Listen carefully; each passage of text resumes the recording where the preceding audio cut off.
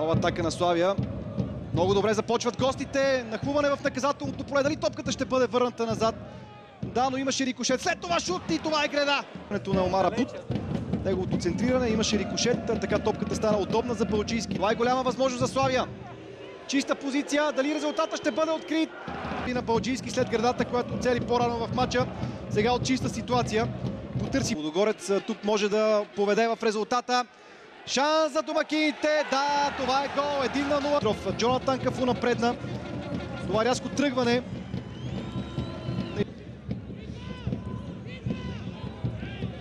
Няма нарушение.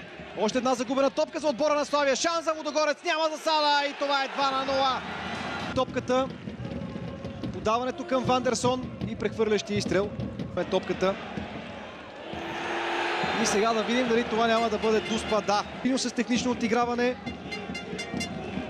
Стефан Велков с този шпагат. Засилва се Козми Моци. Удар на Моци. Хладнокръвно изпълнение. Лудогорец повежда на Славия с 3-0. Точно успех за Лудогорец. Донел му каза на гърди. Успява да върне топката към далечната града. И възможност за изстрел. Да, това е гол. Славия намалява резултата.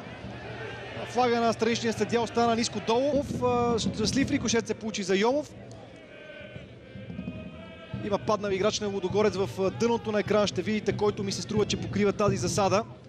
Вандерсон мисля, че е това, ето къде е паднал.